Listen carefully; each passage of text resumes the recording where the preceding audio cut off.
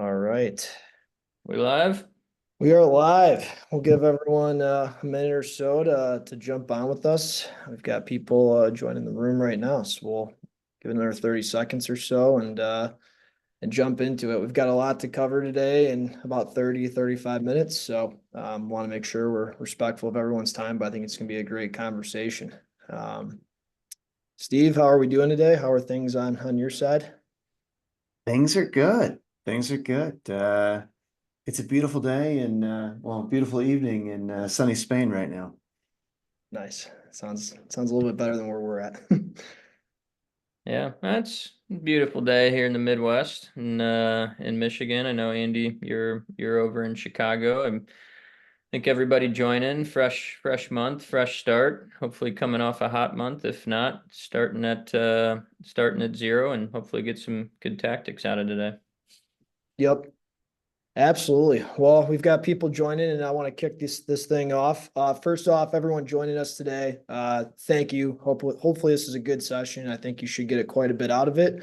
We'll go through intros in a second, but I want to share the deck and what we're going to be covering. Let's start right here.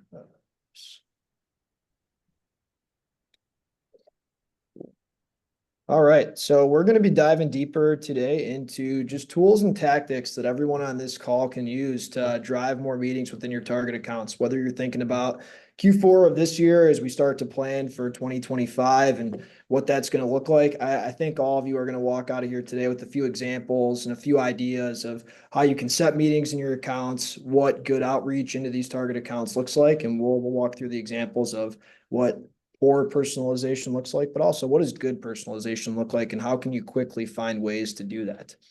So as always, I just have to say it up front, this is going to be recorded. We will be sharing this with everybody afterwards. We will also be sharing the docs. So everything that we covered today, you will get access to. And if you have questions, don't feel free to ask them. It's nice when it's not just the three of us chatting. So if anything does come up, please share it and we'd love to dive deep into it. So real quick, what we're going to cover today, like I mentioned, 35-ish minutes. We're going to start with how do you actually identify the right accounts to go after and map out the different stakeholders within those accounts. What are some different tactics and playbooks that Steve and Eddie are seeing with their reps and throughout their sales experiences that have worked in landing meetings within your top accounts? And then I'm excited for the last section. I think it's the best part of the conversation. We're going to dive through a few different email examples that Eddie and Steve have received on the prospecting end. You're going to see examples of what hasn't been as good, but you're also going to see emails that actually got them to book meetings. So I think it's going to be real actionable and something that you can steal right away and start using in your outreach.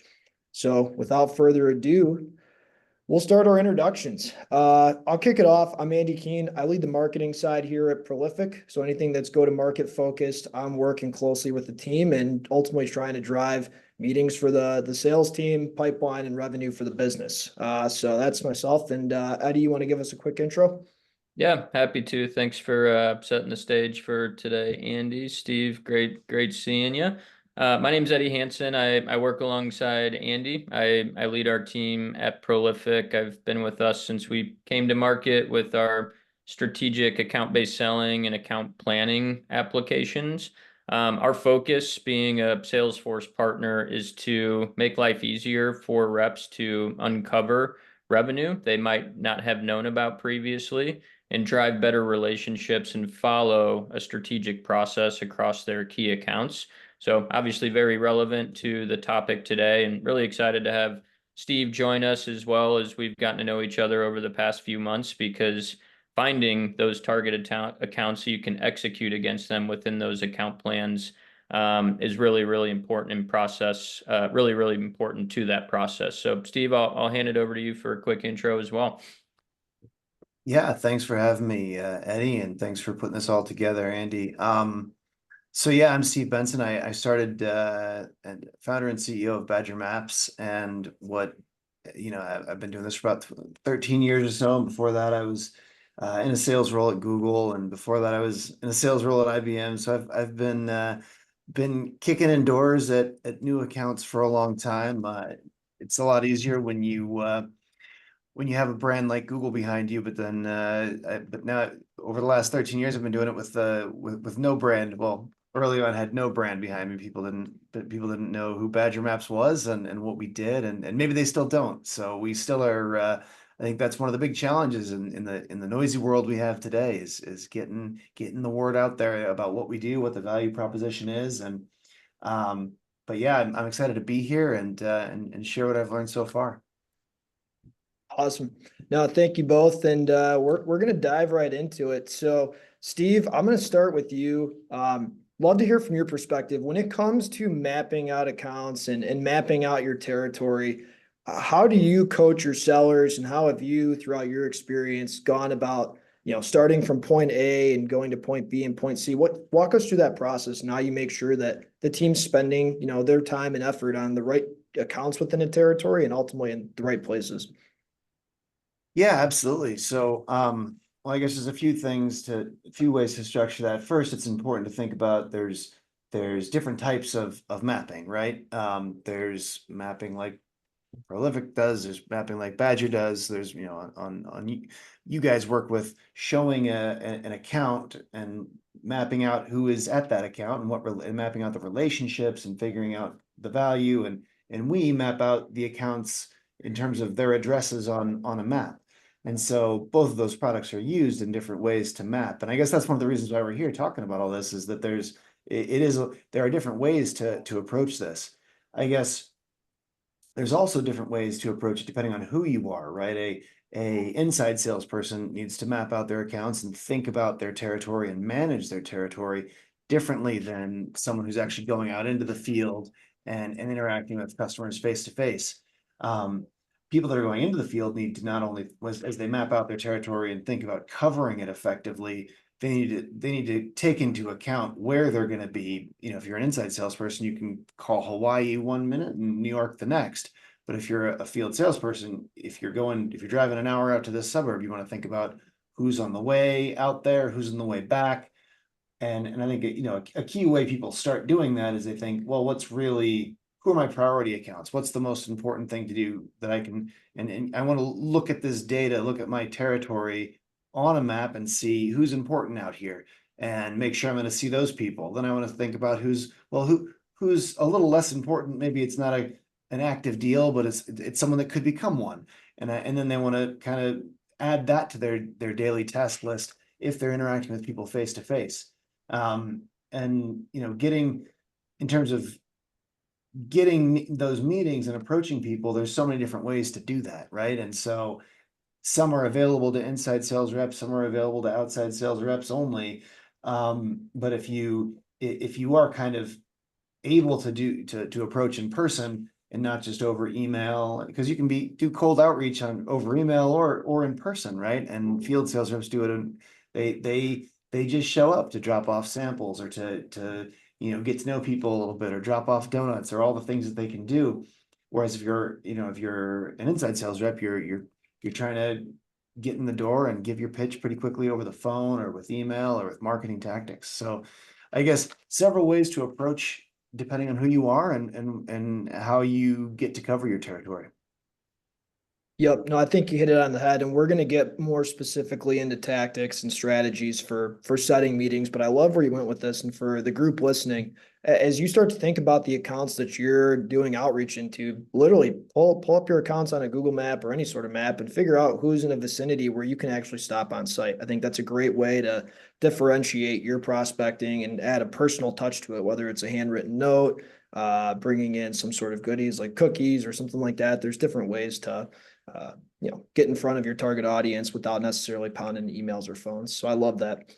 Eddie, I'm going to pass it to you real quick. I'd love to hear from your perspective. How have you historically coached prolific sellers and the sellers that you've managed during your tenure at Salesforce? What tactics and what process have you used to map out who they should be engaging within a sales cycle and mapping out that account? Yeah, I think once it's a great question, and it's different across each and every industry, but I'll try to keep it general and start with kind of the bad way to do it, which is what I used to do as a BDR at Salesforce, which was I'd find one, maybe two stakeholders that really wanted to talk to an account executive. They really loved what we were doing. I got great discovery out of those stakeholders, floated that over to the AE and saw deals progress through the pipeline and they wouldn't close. And that would piss me off because I had such great conversations on the front end of the sales cycle. And it's not because the rep was not trying to get multi-threaded, but that leads me into multi-threading to really penetrate target accounts. And the reason behind that, and I think this is the most important piece, is understanding how buyers actually buy technology. That could start at the executive level to saying yes, and there could be 10, 15, 25 different steps in the process to get to different relevant stakeholders across the organization. Especially over the past 2 years, those checks and balances have increased substantially. And the checks actually need ROI tied to them. And so if you need advice to talk to somebody on how they purchase technology, if you've never done so yourself, the easiest way and recommendation that I would make is ask your CFO, ask an executive, ask a sales leader across the team. How do we actually evaluate technology so you can understand all of the different checks and balances that it goes through in order to actually get a deal across the finish line? Now, in how to multi-thread, to get a bit more tactical, you mentioned how do you align different resources on your team to engage with your prospective buyer. If you have an understanding of who those 5, 10, 25 stakeholders are across the organization, and the advice I give to every single seller I talk to how do we get multi-threaded? One, it's earn your resources internally. And earning your resources, that's your day-to-day activity. That's your cold calling into the prospective buyers and the stakeholders across organizations that will eventually have a seat at the table and saying, yes, we want to purchase their technology, their widget, whatever it may be. So you can spoon feed that executive, that solution engineer, that marketer to say, here's why I want you to reach out to this person, and have a really strong point of view. Whether that's ghostwriting an email that they can tweak. That's really, really important when you ask for additional resources to get aligned to multiple people across the organization. Now, this could be end users you're getting aligned with, operations, sales management, executives. It's really, really important to, if you do thorough research across a key account, give yourself the credit of making sure you're penetrating each business unit, each persona, to uncover as much as you can, so you come buttoned up at the table for that pitch as you're trying to progress a deal and get that deal across the finish line. And the last thing I'll say, and I preach this to our team as well, is treat it the same way if you get a lead in the door. If you're contacting new leads, treat each new lead like an account rather than an individual. There's interest somehow, some way at that organization, and make sure you're giving yourself credit from somebody raising their hand, doing your research, and doing outreach across all of those key personas that you need to penetrate. Yep. I like that a lot. And I think we're going to get into some data points with meetings in a second here. I think one piece I'll add here, I love what you both hit on, is if you're confused about who you should be going after, pull up, a few leads, as you referred to. How do you look at it as an account? Who's involved when you typically set a meeting? Is it a director of sales? Is it a vice president of sales? Is it operations? Is it HR? Who are the people that are agreeing to meet with you? Who are the people that are raising their hand and actually coming inbound? Sorry, got the lights going off here. What do those people look like that are associated with opportunities? That's going to give you a really good foundation and starting point of where you should be focusing your time and mapping those people out within the account and ultimately within a deal cycle. So we'll touch on that a little bit more, but I think those are some low-hanging pieces of fruit in order to make sure you're mapping out the right people and engaging the right people. So thank you both for that. We are going to move on to the next section here. We're going to start to dive into different tactics that you're both seeing work within your teams that you're managing and leading that are driving meetings. So I'm going to start with you first here, Steve. What are you seeing the best sellers within your org? Can you talk through some of the tactics or plays that you're seeing, drive those meetings? And is there anything creative that someone here should be stealing to use within their target accounts? Yeah, I think the first most important thing for our sellers that in terms of driving new meetings is with referrals, right? The key thing here is either referrals into new customers or referrals within the organization and understanding what the organization looks like. And no, your customers often know other potential customers. So that type of networking, asking for those referrals and having a process around asking for referrals as an organization and tracking that is one of the best ways to land new meetings. Because if you can get someone to introduce you to someone, that's one of the fastest ways. Um, I think doing it in a cold way is better understood and part science, part art. But I think no one does enough outreach, and it's just it's a busy, noisy world, and no one has all the time in the world, and everyone wishes they could do more. Everyone knows they would be more successful in sales if they could do more outreach. So whether it's picking up the phone or getting in front of people in person, showing up, I think that that's just the carving out time to dedicate to it and make it happen is really important.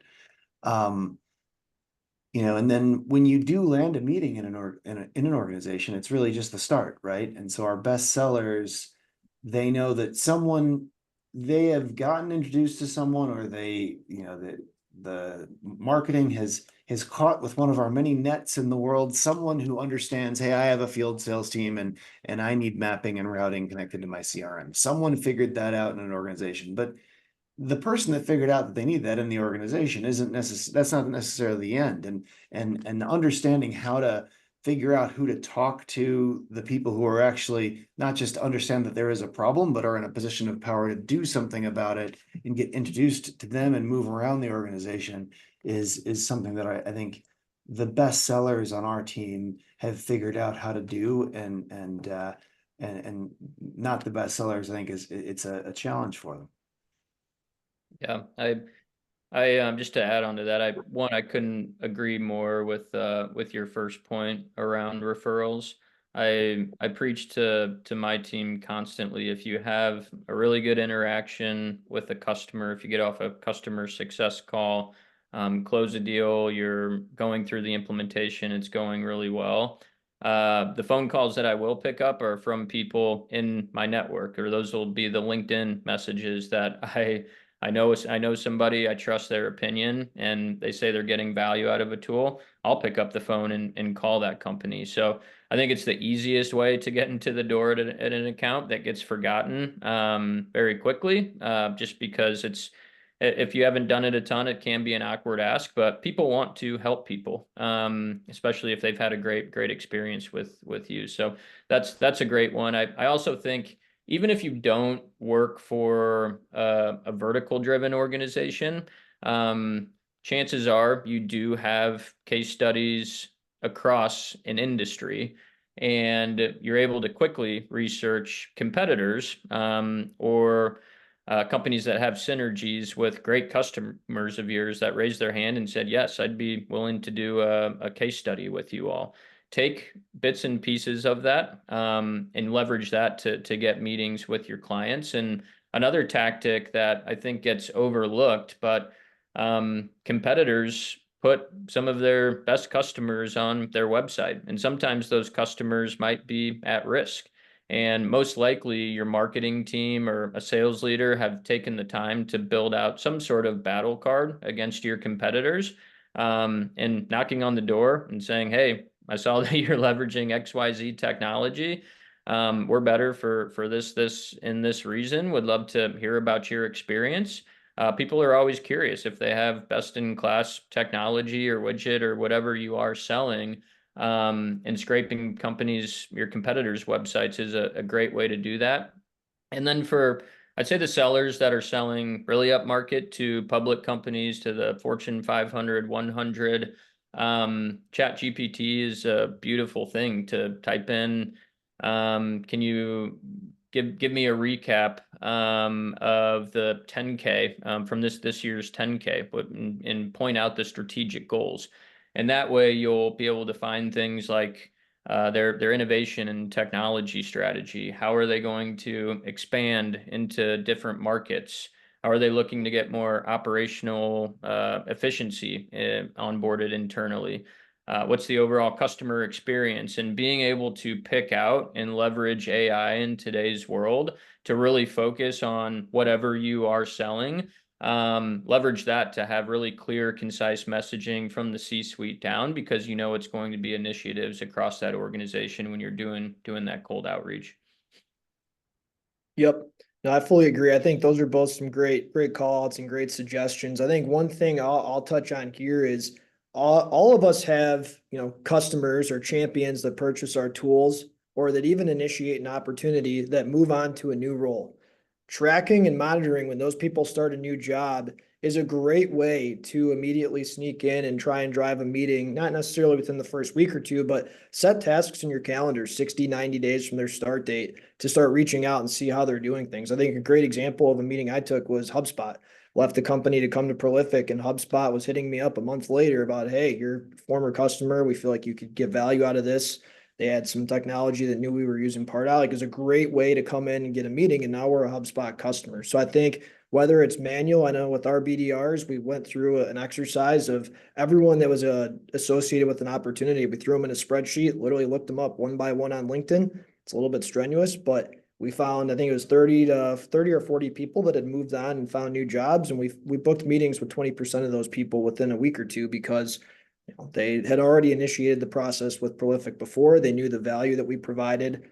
So there's a lot less selling when they've already gone through that process. So I think it's a little bit tedious and more manual if you don't have technology like a User Gems or Zoom Info tracking to do that. But it does work. Don't overlook the gritty things that don't necessarily scale, because those are good ways to get your foot in the door with accounts that otherwise you might not. So I think this is great, and I'm going to share the screen again here. I think we're going to get into the last part of the deck here and really start to go through the emails that have resonated with you guys, that have drove meetings. I think we're going to go through some great examples and give people ideas of how to get creative and break through the noise here. So we're going to talk through this, and we're going to start with an email that the personalization was not as great. And Eddie, this is an email you received, so I'll let you touch through it a little bit, and I've added some call outs on the side, but I'd love to hear from you, like, where did this not resonate? Why did it end up in your garbage pretty quickly? Like, what could have been done to improve here? Yeah, I'll say that any executive at an organization, any leader in an organization probably get 20 to 50 prospecting emails a day.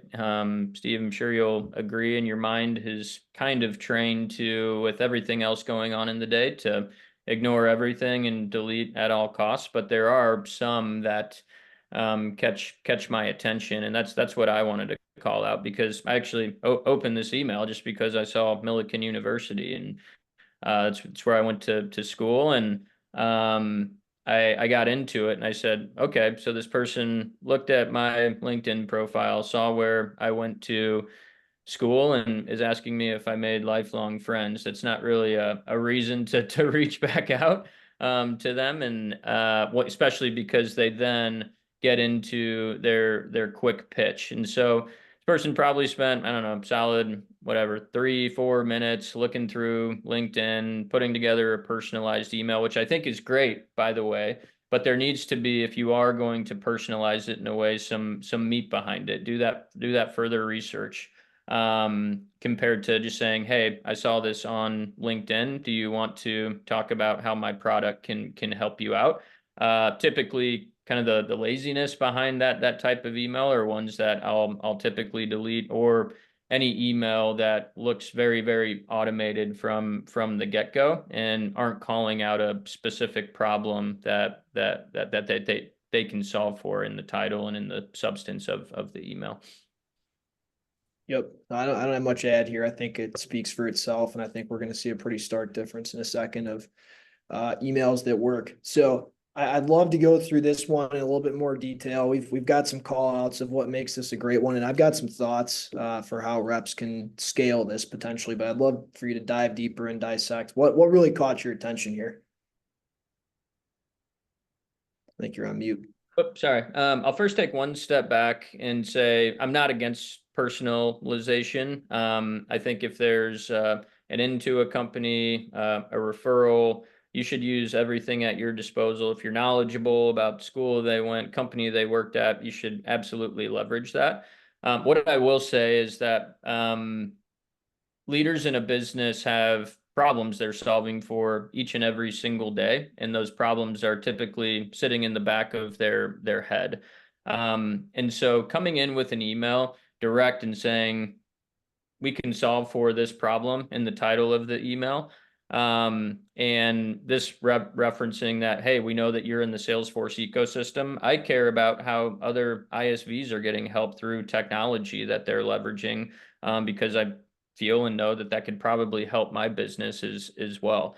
And so the short conciseness of this email just really caught my attention, got a response because they were targeting a problem that we currently had or was in the back of my head. So I think short, concise, to the point is really important when sending a good email. Yep. And I think if you're wondering how do you get this level of granularity without some expensive technology or without spending 10 to 20 minutes on an account, I think one example I would give if you were selling to Eddie or anyone at Prolific is go to the company's homepage, and typically within 30 to 60 seconds, you can browse the navigation and figure out the industries that they sell into, potentially the key personas that you're selling into. I know that's basically front and center on our website. The main personas we sell to, the industries. There's a lot of gold from a quick browse of a company's website on basically how they're going to market and who they're targeting. And if you can tie your solution back and the value that you're adding to getting in front of those people, that's a cherry on top. And so I think that's the one thing I'll add here is try and make sure that you're doing a quick browse and making it efficient, but also doing it the right way. And those are quick ways to get a little bit more detail on the account you're selling into and the people you're selling to. And we've got a question in the chat, and I'll just in terms of personalization here for Eddie and Steve, what are your thoughts on gifting? Nice bottle of wine, gift card, like how do you guys approach that when it's used in email to you? Never hurts. I mean, if you've got the budget for it, and if the value of the customer is worth enough that it's worth a nice gift, I mean, it definitely gets people's attention. There's a rule of reciprocity in the world. If someone does something nice to you, nobody likes to feel like a jerk, and you feel like a jerk if someone has sent you a nice bottle of wine and is like, hey, will you look at this link? And when they send you an email with it or something, hey, check out my website. Like, I sent you a bottle of wine. You're gonna check it out. Like, it's hard not to. Yeah. The only thing I'll add is be selective. Yep. Make sure it's used on the right counts and the right stakeholders. I would agree. And Steve, this was a great one. I'm excited for you to walk through this. Definitely, there's some creative elements here that I think the audience will see quickly what got you to respond. Yeah, I think this does jump out, and it's not true. Like, he didn't really like. So what's going on here? To zoom back, he said, "Hey, I took out a billboard with your name on it, and they've got a picture of my name on a billboard, and it's basic personalization, but it's kind of funny, and like it is catchy to some degree. I think it the goal is to get people to look at your email, catch their eye, and long enough that you can give the overview, which they do there, where it's highlighted in gray. I think they did a nice job of saying, hey, and communicating the value or speaking to the pain point that someone has in that very short, succinct pitch. This is maybe a little long on the joke part, but like, I think it's good and it's catchy. It makes you read the basic pitch. I didn't need the part at the end that's highlighted in green. Like, I don't really care what they're doing. That's about them. I don't care how many people they're doing this with, whatever. I don't care about more photos of the billboard. I might have, to improve this, I think people don't do enough like linking to. It's good to make your pitch and then I don't, a lot of times they'll ask if I want to engage them, like the bad email, he was like, hey, jump on a call for 30 minutes. And it's like, no, I'm not ready with just this one sentence of this is what I do and why it's valuable to jump on a call with you. But I might go to your website if the pitch, if I have the pain you just spoke to, if your value creates, if it would be valuable to me right now, and if I'm interested in your one sentence pitch, this is an interesting thing to me right now, I will go to your website and look at it for 10 seconds. And if I'm interested in, if I'm still interested after 10 seconds, I'll do it for another 30 and so on.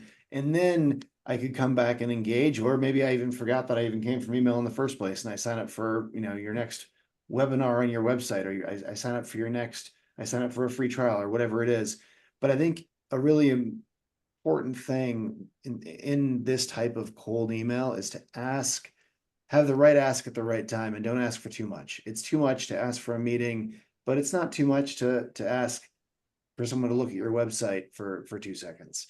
So, and you can do that by giving them a link, or you can just give them the company name and they can check it out. Everybody knows how to use Google, but yeah, that's I think this is catchy. It communicates the value of what they're doing, and I would have done a relevant CTA instead of more photos of the billboard. I would have pointed me to their website to see if I'd like to learn more about their value proposition.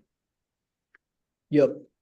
No, it makes total sense. And I think what I would summarize from what everything you guys just talked through is there's not necessarily one perfect way to create, an email or do outreach that's going to always drive results. There's different methods and different ways to put your emails together that will get attention. And I think you hit on it perfectly, Steve. The goal is to get someone's attention briefly and get them to want to learn more. Generally, I would say on your website is a great way to think about it. You're not trying to necessarily get someone to take a demo. You're trying to get them to take the next step. So I think that's a great way to approach it. And we're going to wrap it up here in a second. So I think as we wrap this up, guys, really the foundation of setting meetings, you've got to make sure you've got a good cleanse on your accounts, your territories, and the stakeholders within those accounts.